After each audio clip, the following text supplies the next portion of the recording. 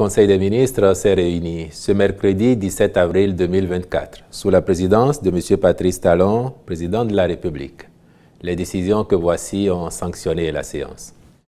Au chapitre des mesures normatives, en point 1, transmission à l'Assemblée nationale pour autorisation de ratification de la Convention portant statut du fleuve Mono et création de l'autorité du bassin du Mono. Les autorités du Bénin et du Togo ont signé, en 2014, une convention visant à mettre en place une gestion commune des ressources en eau du bassin du fleuve Mono. Cette démarche se justifie par le potentiel de ce cours d'eau pour les activités agro-pastorales, l'alimentation en eau potable, l'industrie, l'hydroélectricité, ainsi que pour la préservation des écosystèmes et de la biodiversité. Il s'agit d'une synergie d'action entre les deux pays, l'objectif étant de contribuer au développement intégré et durable du bassin du fleuve, mais aussi de ses affluents, sous-affluents et défluents.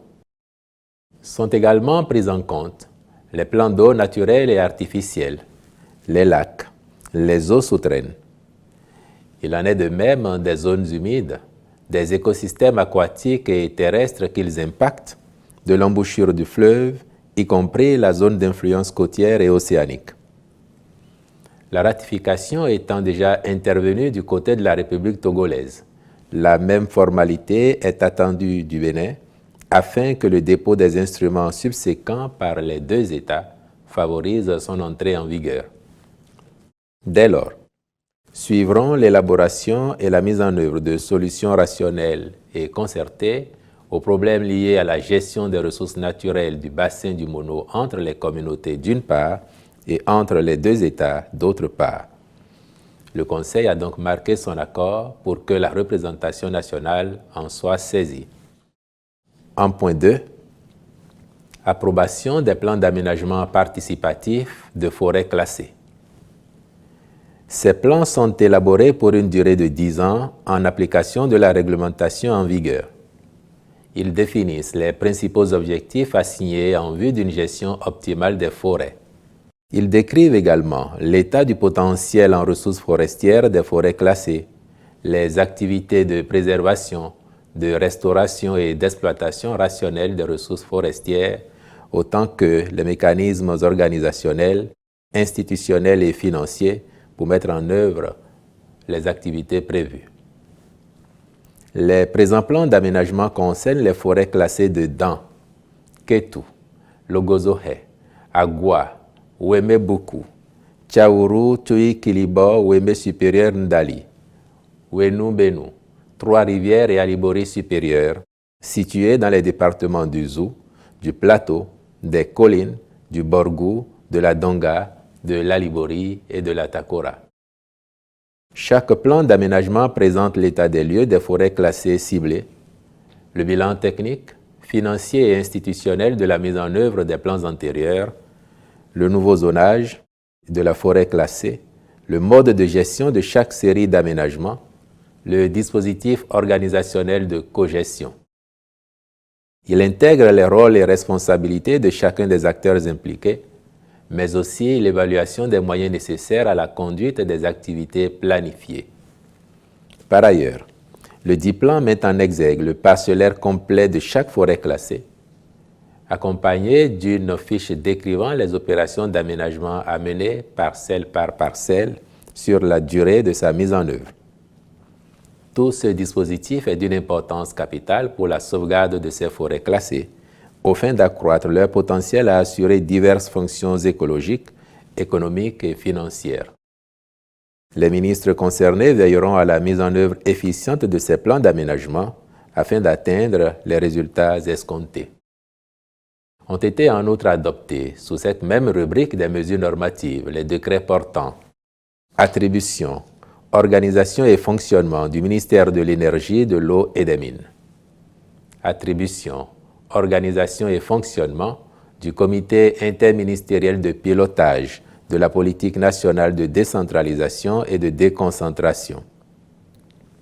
Approbation des statuts modifiés de l'Agence nationale des patrimoines touristiques, de l'Agence de développement des arts et de la culture, de l'Agence béninoise pour le développement du tourisme, puis nomination des membres des conseils d'administration respectifs.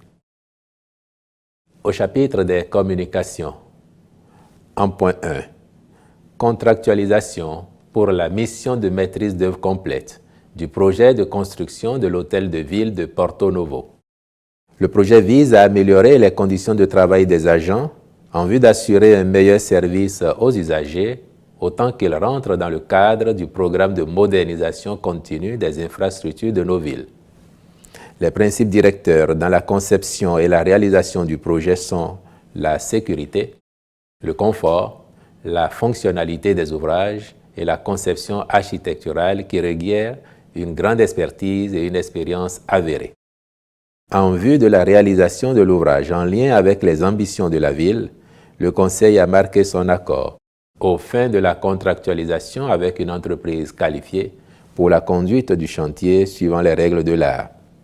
En point 2, mesures de soutien de l'État aux producteurs sur les prix de cession des engrais au titre de la campagne agricole 2024-2025. Ces 3 dernières années, en raison de la conjoncture économique internationale, marquée par les effets pervers de l'après-Covid-19 et le conflit russo-ukrainien, les prix des engrais sur le marché international ont connu une hausse significative.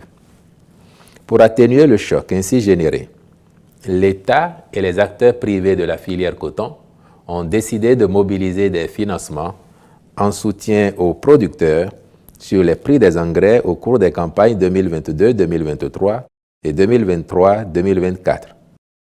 Ces montants sont respectivement de 55 milliards de francs CFA et d'environ 30 milliards de francs CFA. Grâce à ces importantes contributions, le prix des engrais aux producteurs a été de 280 francs CFA par kilogramme, soit 14 000 francs CFA le sac de 50 kg, au cours des campagnes agricoles concernées. Actuellement, ces prix restent élevés sur le marché international, de sorte que pour la campagne agricole 2024-2025, céder ces engrais à leur valeur réelle les rendrait inaccessibles à la grande majorité des producteurs agricoles, ce qui aurait de graves conséquences sur la production et menacerait la sécurité alimentaire au plan national.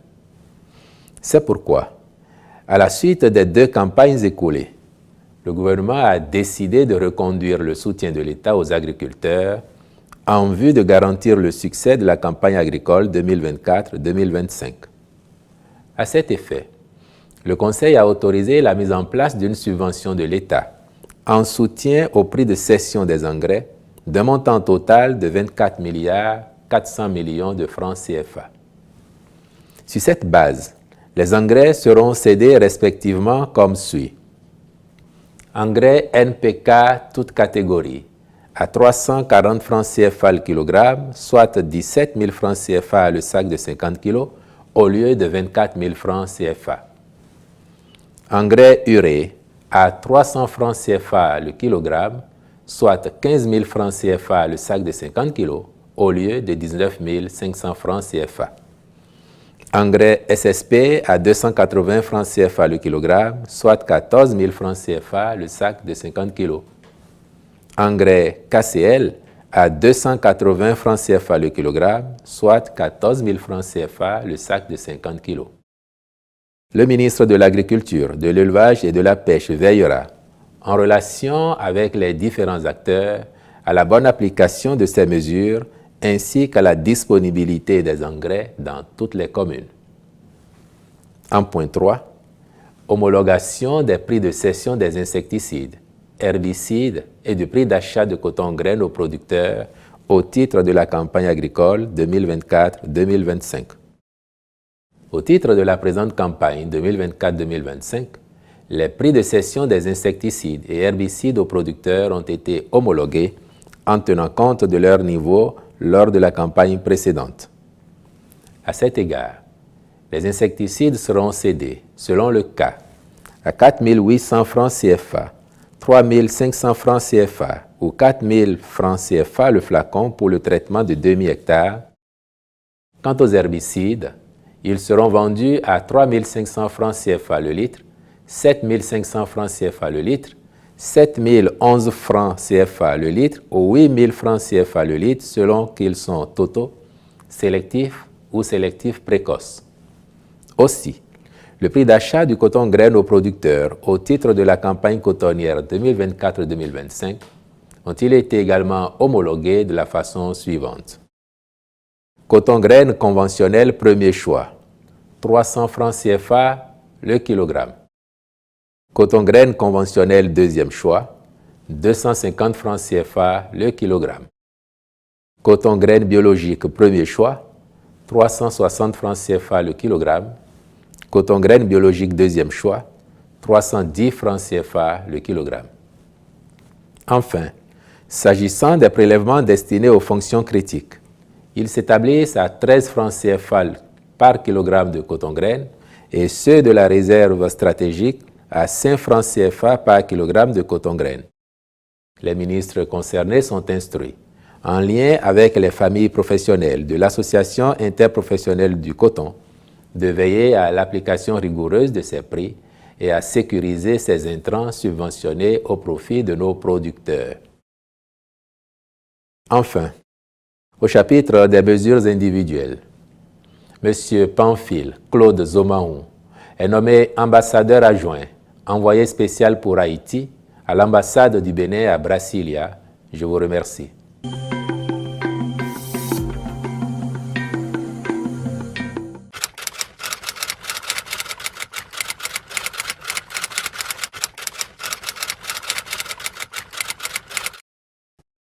L'intérêt soutenu du gouvernement pour le secteur agricole et plus particulièrement pour la production agricole. Lequel intérêt s'est manifesté ces 3 dernières campagnes écoulées par la subvention massive que nous apportons directement, mais que nous incitons aussi les acteurs privés à apporter. Et il ne vous aura pas échappé, ainsi que le compte-rendu l'a rappelé tout à l'heure, qu'il y a 2 ans, nous avions mis 55 milliards. La campagne écoulée, c'est environ 30 milliards. Et là, nous sommes à 24 milliards et demi pratiquement. Agrégez tout cela et vous verrez que sur 3 campagnes, cela représente globalement 110 milliards de francs CFA comme effort que nous faisons au soutien de la production agricole dans notre pays. Cela postule que s'il n'y avait pas cet effort, la situation que vous décrivez aujourd'hui serait sans doute pire. Peut-être même qu'il n'y aurait pas suffisamment de production pour satisfaire les besoins de consommation interne. Or, les statistiques que l'on a évoquées vous montrent bien que la production nationale est suffisante pour nous nourrir tous et favoriser même l'exportation. La conjoncture avec l'intérêt manifeste pour le maïs que autour de nous certains acteurs ont engendre ce que nous observons. Mais il y a quelque temps, face à une situation du genre, effectivement, nous avions pris une mesure d'interdire l'exportation de certains produits de grande consommation, notamment vivriers. Et nous avions vu comment cela a permis de contenir les prix. Nous observons la situation, les actions qui doivent être entreprises le sont. Et s'il y a des décisions vigoureuses qui doivent être prises encore demain, le gouvernement n'en fera pas l'économie, l'objectif étant que lorsque toute la population béninoise fait les efforts, parce que les subventions qui sont mises en place, ne l'oublions jamais, sont le fruit des efforts de toutes les Béninoises et de tous les Béninois. Quand on a fait ces efforts-là, on est en droit d'espérer bénéficier en priorité des résultats de ces efforts, lesquels résultats se traduisent par la production massive de vivriers et en particulier du maïs. Donc ce sont nos efforts à tous, à telle enseigne que quand nous nous battons pour que nos produits ne sortent pas indûment et impunément du pays, que les intrants, les engrais ne soient pas vendus à des producteurs de pays voisins, c'est pour préserver la richesse nationale, c'est pour préserver les efforts de toute la communauté. Et nous ne ferons pas l'économie de décisions qui s'avéreraient nécessaires pour garantir la disponibilité des produits sur le marché et aussi pour protéger les épargnes, les contributions de nos compatriotes des villes et des campagnes.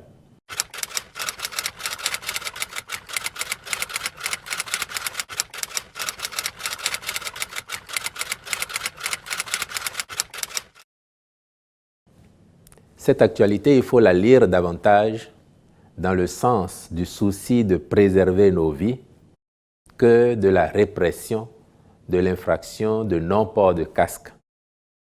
Et toutes les consignes que le gouvernement et son chef ont données dès le départ de cette campagne, c'est davantage de sensibilisation.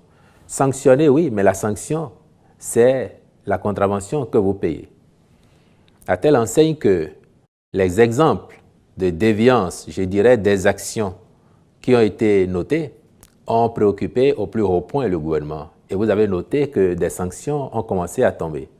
Parce que nos policiers, la police républicaine, qui fait un travail formidable depuis quelques années, salué aussi bien par les nationaux que par les étrangers, gagnerait à être encore plus professionnels et encore plus corrects vis-à-vis de nos populations. Quand bien même, parfois, certains parmi nous, leur manque de respect, leur manque de courtoisie, eux, ils ont été formés pour avoir la bonne attitude face à ces cas-là.